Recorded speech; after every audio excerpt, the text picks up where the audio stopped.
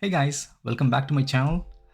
In this video, I'm going to explain how we can create a custom attribute directive and implement a validator on top of the login fields that we have right here. The same directive has been used for both username and password, but the validation criteria is different. And depending upon the validation criteria, the directive acts upon the validation and then it returns the error as well. Let's see how we can implement this. To explain this better, I have created a sample project with this login page. This has two login fields. One is username and password and a login button. This is so simple.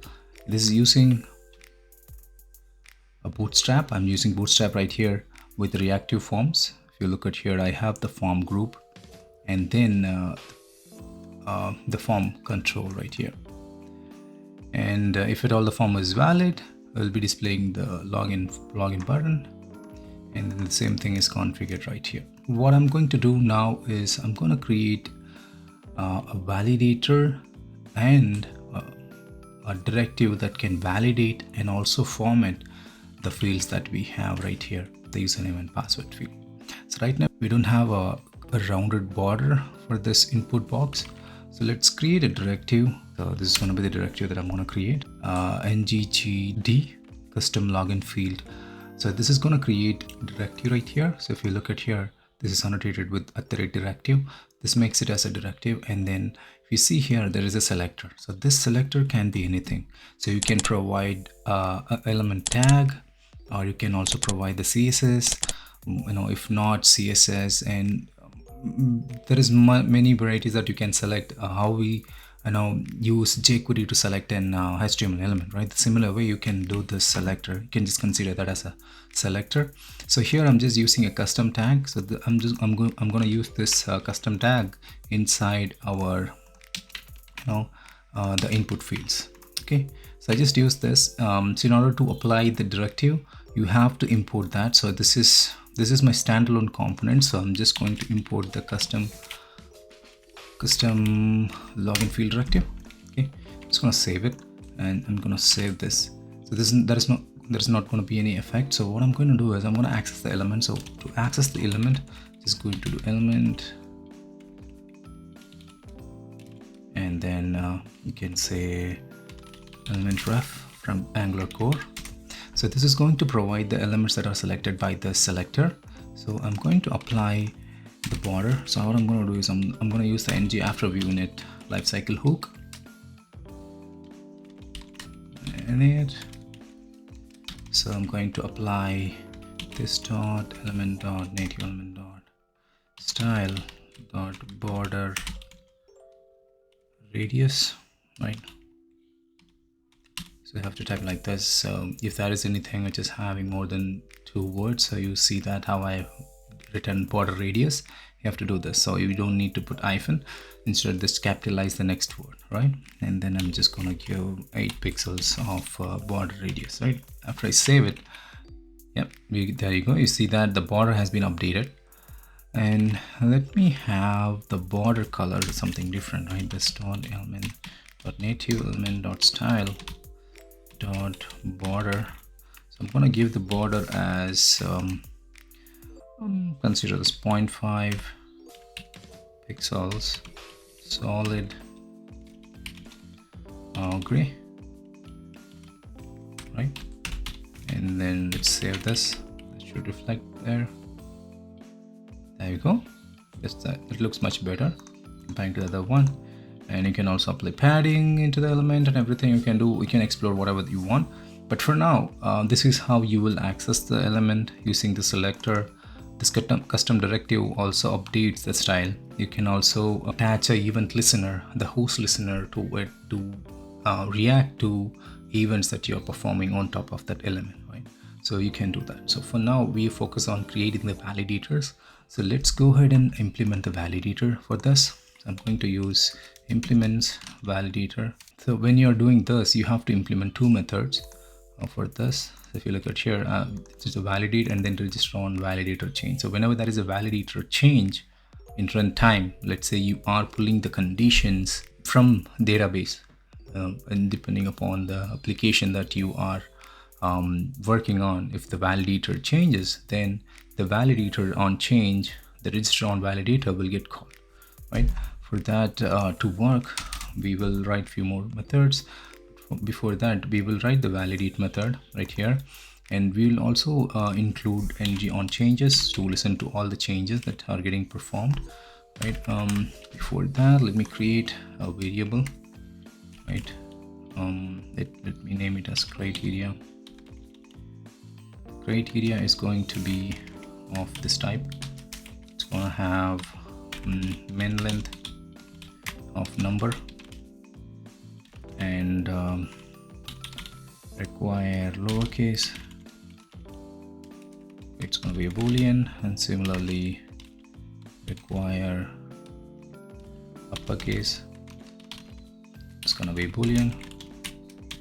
Require digit. It's going to be a boolean, and then require special character. It's going to be a boolean. Right, so what it does is, so this, we are just defining the type that you want the criteria to be, so that this can be customized by the caller, right? So this is going to be our input. Okay, and I just want to retrieve this on the same custom tag that we have, right? And I'm going to define some normal values, that the default values that will be used by the application. So I'm going to say 8, and then true for the lowercase, true for the uppercase, and true for digits, and then for the special characters I will say false, right? So whenever there is a username, so you don't need to validate for them, but of course now we can customize that when we are calling this, right? So this is the criteria that we will be hitting, and what I'm going to do is I'm going to say that I'm going to get the value inside this validate method. So I'm going to say const value is going to be control dot value, right? And if at all the value is null, right? If not the value, then I'm going to return null. If there is no value, then I'll return null. Else I'm going to perform the operations that I want, right? So I'm going to say const main length. So I'm going to say as main length error equals, I'm going to say value. So because we are validating against the length of the value, right? The length should be greater than the min length that we provide. So I'm going to say length is greater than less than min length. That was a criteria dot min length. So it's going to be that, and then const has a lowercase error. I'll just define it as the variable, so you'll get to know that this dot criteria dot require lowercase. If at all we need to validate this, then we will say that we will have the expression, right? So the regular expression, let's say it should be A to Z, right? So it should contain at least one of the lowercase letter. Dot test will just match the pattern for the value, okay? And if not, we'll just make it as false, right? So I'm gonna test this. If this fails, it's going to return as true, okay? So it should be a not condition right there, okay? And then const has uppercase. So I'm just gonna copy paste, and then just to save the time, just copy it, paste right here, paste it for all the errors that we are trying to verify. It's gonna be uppercase, and this is going to be A to Z in uppercase, right? So this is that, and then this is going to be the digits. So digits, if it is from 0 to 9, it should have at least one of the character in it, one of the digits in the username or the password. Let's say password should have one of the characters, so then we'll use that. And then similarly for the special characters, I'm saying this should at least contain $hash %. These are the symbols that I'm just allowing that. Okay, so I'm gonna create a variable errors. I'm gonna say string. It's gonna be I'm just initializing it like this. So what I'm gonna do is I'm gonna push the errors inside errors array. Like let's say if it is having a min length error, okay, so I'm gonna push it. So if that is has min length error, then I'm gonna push errors dot push field. Okay, well, let's say min of this dot criteria dot min length is required.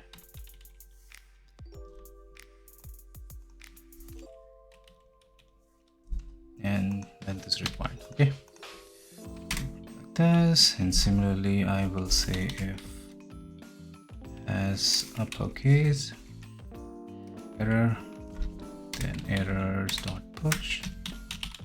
I'm gonna say at least one uppercase letter is required. Okay, and similarly I'm going to just copy paste for lowercase and digits and a special character. So this is going to just get updated right here. I'll just say yeah, and digit one digit 0 to 9 is required, and just special letters one of right. So you can externalize this and then you can just so we will so this is going to add all these errors. So what I'm going to do is if errors dot length there is nothing, then I'm just going to return null, else I'm going to return let's say login field error and the errors that we have. Okay, so that we'll know the list of errors by calling the login field error.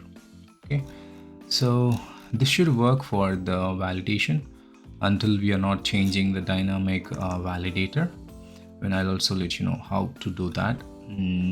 Okay, so for now let me save this. So okay, and showing there is an error because we did not provide the criteria. So what I'll do is I will just have this equals, I've already given the criteria right here, but I'm not sure whether it's matching. Okay, the username, so username should be this one. Let me make everything is false because username can be of anything. So I'll just make everything false, but the minimum length is going to be, let's say 6, and password is going to have all the criteria in it. So I'm just going to have this, copy, go back, paste it right here. Okay, required digits missing. Okay, maybe I am okay, required digits. I just have to match it because that's something that require digits. Okay, so this is wrong, so that is why it is throwing an error. Okay, so going back here, so it is throwing only one error right now, so I'm going to pass in the same the validation criteria for the password. So save it.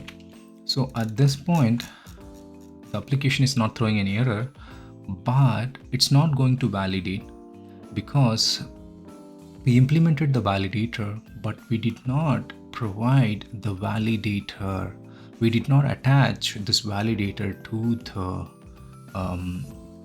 Angular validators, right? So for that, you need to update the directive with the providers, right? So this provider is going to be an array, but for now we are going to provide ng validator, because that is what that we are planning to include it into, and we are going to use this. So I'm going to say use existing. I'm just going to provide the custom login field directive. Okay, add it, and then you can add multiple validators. So I'm going to say multiple equal to true. So if you don't provide this, you cannot provide multiple validators, right? So I have provided this. So let's save this. Let me expand this. You can see the error, what is it throwing. It says that method not implemented for the validator change, right? Because that is what that it is throwing. So we'll implement that now. So let me create a new variable, private change. Okay, this is going to be of type void. Okay, so void. I'm gonna assign this to a function. Okay, so what I'm going to assign this function is whenever there is a change, I'm going to assign this dot on change equal to this function. Okay, the function is just getting passed in. It's going to be a new validator that will be assigned to the on change. Similarly, whenever there is a change to the criteria, like the criteria, we need to update the same thing, right? So what I'm going to do is I'm going to do ng on changes. So I'm going to implement the on change. Third, I'm going to say if there is a change on criteria input, okay, then I'm going to call, I'm just going to pass it as an array bracket. Okay, when there is a change, then I'm going to call this dot on change. Okay, that's it. So this is going to trigger it. Okay, let me run this application. So let's say I have given 2 and then this, nothing is working, because even though we applied required validator on top of this, it's not working, right? Let me update this, and then it should have all the characters, right? I'm giving a special character. It's not working. So let's display the errors and make sure what are the errors are still there on top of the fields that we are working on, right? So what I'm going to do is I'm going to implement, let me go to this div, and let's have the alert field, right? Let me have an ordered list, and then the list, and ng for, I'm going to have let error of all the errors for this password field, right? What I'm going to do is I'm going to pass in the form control. Okay, I'm going to pass in the form control and then see what is happening, what are the errors that we are getting, right? So for that, let me create a new method right here. Get password errors. Let me give like this for now. I'm going to return this dot login from group dot controls of, I'm gonna say password, okay, dot errors. Then I'm going on there is an error, it's not empty. I'm going to return this. It's going to be login field error. Okay, and then I'm going to return it.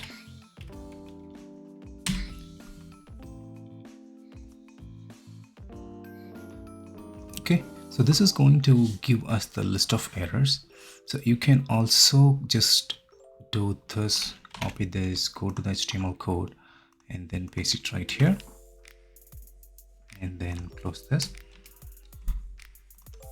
But it's going to throw an error because the possibility of null in there, right? And the errors may or may not exist, and that is the reason it's not working. So to handle that, I just created a method right in here to validate that that is an error, and if that is so, then it return it, or else and return empty list. Okay, so going back here, I'm just going to call the get password errors, get password errors, and then I'm going to show the error, right?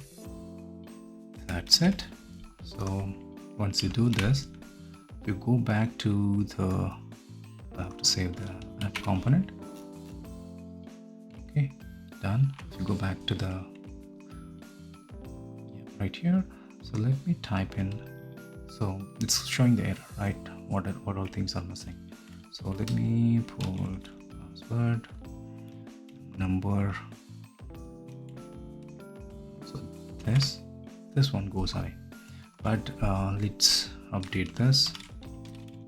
Okay, so that is just working, right? So when I update the username with the correct length, it is working, right? Let me copy this as well and then put it right after this to know what all list of errors that we have for the username. So this case, I'm gonna pass in the I'm gonna create one more method instead to complicate, right? To show you how it is working. Username errors.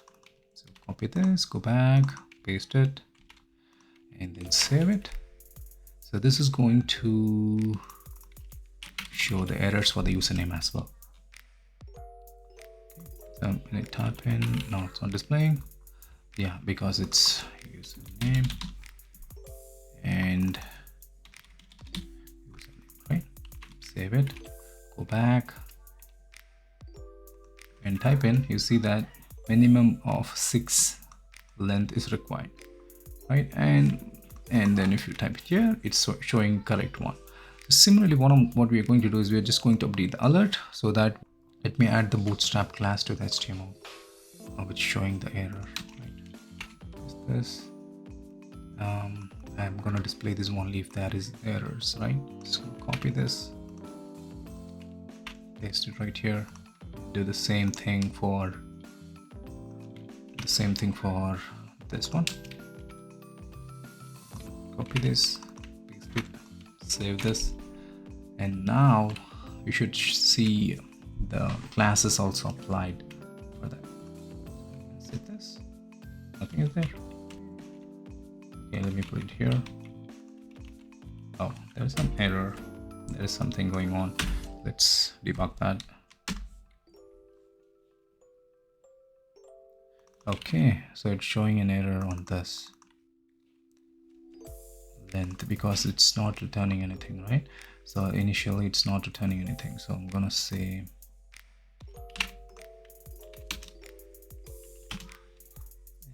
that's, and that way make sure that everything is working fine. Okay. Refresh, and there's, oh, there you go, it's working fine. So I'll put the correct one, and then okay, there you go, it's all working fine. So that's how you will implement a directive with a validator, and also to listen to a dynamic changing of the validation criteria. And we also updated the format, the appearance of the input field. So we can also implement something with a host listener. So there are so many articles with a host listener, so I'm not going to cover that. If you like this video, don't forget to subscribe and press the bell icon to get notified. And keep watching my videos, keep sharing. If you have any questions, do share in the comment. I will respond back whenever I get time.